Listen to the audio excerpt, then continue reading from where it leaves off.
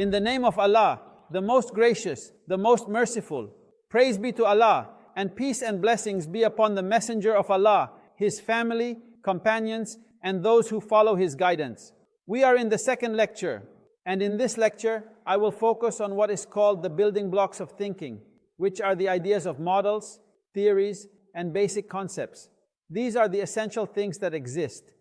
Notice that in the previous program, or in the previous lecture, we talked about the relationship between the mind and existence. And we said that in the theory of knowledge, ultimately, we have the mind and existence facing each other. Therefore, we need to see the relationship that exists between them. And the relationship that arises between them is a relationship of knowledge. In a way, we get to know existence. We are born in a way that we do not have much in our minds, but over time, this knowledge that exists is born within us. If we look at the subject a bit more closely, what is it? What are the basic building blocks from which we construct knowledge? In a way, we have three models or three essential things that we need to understand before we start this journey. You will know their value and subject. The first issue is the idea of the model or the model itself. There are many lectures on this topic. I am bringing a subject similar to what we presented in the first meeting. Indeed, we have on one side the aspect of backwardness, and on the other side we have the topic of Renaissance, and between them is the bridge of transition, which is the Renaissance project. No one raises their hand to say that this statement is incomplete. In my opinion, we should add the specific issue or modify the topic in a certain way. My answer is always for us, but you, while you are drawing, can do as you wish, because models have a certain nature in the human sciences. Models are primarily said to be tools for interpretation. The model is an interpretive tool. And since it is an interpretive tool, it resembles a theory from this angle, but it is not just an interpretive tool. It is a tool for interpretation and simplification. It condenses the existing reality. For example, if someone asked me to talk about media, I would say that media consists of a sender, a message, a transmission medium, a receiver, an effect, and feedback. He might say, where are the arts? Where is theater? Where are all these elements? I would respond that these are all part of media. I only mention the basic elements that I rely on, and I will explain them. When I talk about the transmission medium, I will tell you that the transmission medium can be a movie, a theater, or a newspaper. However, the overall model I'm working with is this one. But the overall model in its continuity does not include all the details of life. It condenses reality to simplify it and convey it to others. In the image, you will, God willing, notice the program. You will find, for example, the political system, which has inputs, a government, and outputs in the form of decisions, followed by feedback, then the choice of the public, and parties entering the government and completing the cycle. This is not politics, but it is a model to express the political process. Thus, models are continuously tools for interpretation and simplification that condense reality. When my friend told me that he wanted to add and modify it, I said, no problem, add and modify as you see fit. Because it is not said to be right or wrong. It is said to be useful or not useful. We use the model because it helps us in simplification and facilitation. If someone sees that there is another issue they want to add, they can modify the model because they are responsible for the model in the end. First and foremost, our minds as humans always and forever create models of things, even in ordinary life. For example, you tell your son, and the mother tells her daughter, don't walk with so-and-so, and don't associate with so-and-so, stay with so-and-so or so-and-so. Why? Because the ideal companion in their minds has a certain model, and thus it only applies to so-and-so and so-and-so. It does not apply to them. The human mind is structured around modeling, and models are a very large part of our work as humans. Thus, the first main issue is what is called models. So, what is the second building block we have? we have what is called the theory. To simplify the idea of a theory, imagine you are walking down the street and you see three cars colliding with each other, and there is a car removed from the street on the other side. You come to the scene and find this existing scene, and the people who were there have disappeared. Only the cars remain at the accident site. Your mind cannot stop thinking about how this accident happened, how three cars collided, and what is the relationship with the removed car. What happened? It tries to imagine the relationships and connect the dots. You have car 1, car 2, car 3, car 4, and the street. It is trying to link these phenomena together and interpret them in one explanation. Whether right or wrong, that is another topic. Perhaps if the lecturer opened the police report, he would find a different narrative from what came to his mind at that moment. However, his mind can only formulate a theory. In its simplest conception, a theory indeed is the observation of multiple phenomena and an attempt to connect them with a single explanation that encompasses these phenomena. Let's expand the topic a bit and delve into the subject of science.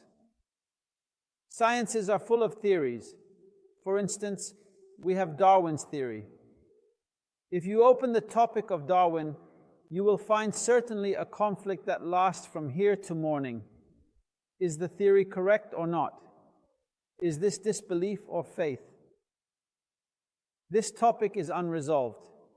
If we take a theory like the Big Bang theory, which explains the origin of the universe, it states that at one moment, millions, hundreds of millions, or billions of years ago, there was a quantity, possibly the size of a pinhead, of gases gathered, and an explosion occurred. This explosion expanded, and from these gases, the existing groups of planets, stars, and other celestial bodies were formed. We asked them, so where did you get this existing idea? How did you explain the idea that it was gases and suddenly formed this vast existence? One of them will tell you, we observed in cosmic space that there is dust in the background of the universe, and we are monitoring it through telescopes. There is dust present. And within this existing dust, there are black holes. Anything that passes by it gets swallowed. And we noticed that the distance between the stars is continuously expanding and diverging. When we monitored the wired and wireless waves, we always found behind them a noise interference from other waves. The explanation for these combined phenomena is that a very large radioactive explosion occurred at a moment in cosmic history. This explosion is like a very large gas balloon that is still expanding. And from it, the planets were formed. These large gaps that exist are the result of very large stars exploding, creating vast voids. These voids became cosmic vacuums that pull in matter. The phenomena of the 4 or 5 exploding cars in the universe led scientists to try to explain the reasons for these different phenomena, and they assembled them into a theory they called the Big Bang theory. Scientific research has been focused on it to try to enhance and support it so that it becomes the most likely explanation for existence. Of course, there are other theories that suggest the contraction of the universe rather than its expansion. Theories are essentially human attempts to explain complex phenomena through a single simplified interpretation that clarifies the relationship between these phenomena. They are not necessarily correct and compete within the same circle and at the same time, meaning there are many theories, but some become more accepted by scientists due to their explanatory power for more phenomena. The simpler the explanation and the more phenomena it encompasses, the stronger the theory becomes. Scientists often try to critique theories to dismantle them, testing how well they can withstand criticism. The existing theories are either marginal or dominant and very strong. Currently, in our era, the Big Bang theory is dominant.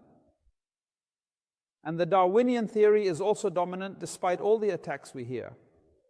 It remains a dominant theory in biological sciences and explains many phenomena present in biological sciences, with substantial evidence supporting it. Thus, theories are an essential part of science and human knowledge and the nature of the human mind as it creates models to evaluate theories. A person in the field of knowledge needs to understand that models are essentially miniature theories, and larger theories are also explanatory tools, but slightly magnified compared to models. Therefore, some people speak of a model or theory as if they mean the same thing. There is always something mentioned in the humanities. The concept tells you that your concepts are wrong and mine are right. What is meant by the word concepts? And why does the mind create concepts? What is meant by the word concepts? In the external reality, now on the table where I am, I will call this a bottle, and the other one there is also a bottle, but the difference between them, if we place them side by side, is very significant. Their shapes are different, and their colors are different. Why did I label this one as a bottle and that one as a bottle, even though their shapes differ? One is small and the other is large, and their shapes are different. What makes us have a single concept for a bottle? And no matter how we change the shape of the bottle, we still call it a bottle. What makes us, when we see a small dog that is usually carried by women in Europe, not know whether it is a rabbit or a dog, yet we still call it a dog? And the very large dog, which is bigger than a cow, we also call it a dog. The distance between them is very significant.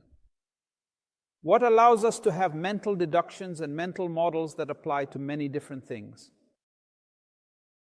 This is what they call concepts. Our mind is structured to categorize things under a very large title, taking the main characteristics of the idea of a bottle, and then anything that fits those main characteristics, 1, 2, 3, it labels as a bottle and concludes the matter. Like the word tree, there are a billion shapes of trees, but when a person sees any one of them, they say, "This is a tree." Why do they call it a tree? Because there are certain characteristics of a tree that they have stored in their mind and label it as a tree. When we reach material or non-material things like truth, it is not a material thing. Truth is not something physical. It is a concept present in the mind. The tree is also a concept in the mind. If I were to ask you to bring me the truth from the outside, you might say, "Well, this is Muhammad, our neighbor, who said that they had children, and indeed they had children." This is one case of truth. Similarly, if someone confessed to a crime in court, that is another case of truth in external reality. Truth itself is a mental concept in external reality with instances of truth, but in itself we cannot grasp it. The concept of a human. I have an idea of a human in my mind. Whether it is Muhammad, Salwa, Saeed, or Ali, I will call it a human. There is no external existence of something called a human, but there is a human. There remains a difference between the mental abstraction that encompasses all these units and the practical verification, which is called external reference, which are just one of the things.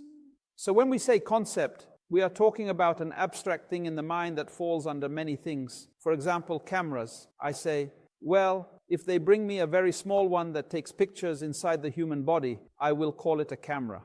The large camera that we see mounted on cranes, I also call it a camera. The small camera in front of me, I call it a camera. Thus, I abstractly store one thing in my mind and label it as a camera. And no matter how many external things there are, I label them all with the same title. However, what is in my mind, if I go to search for it outside, does not exist except in the form of one of the things, if we understand the difference between the model and between the theory and the concept, we have built a second step in knowledge. In the first lecture, we talked about something very important, which is the relationship between the mind and the external world and the theory of knowledge. Here we discussed the bricks we talked about, whether we discussed concepts, theories, or models. We now have a common language to communicate between us, and God willing, we will meet in the next lecture. Peace be upon you and God's mercy and blessings.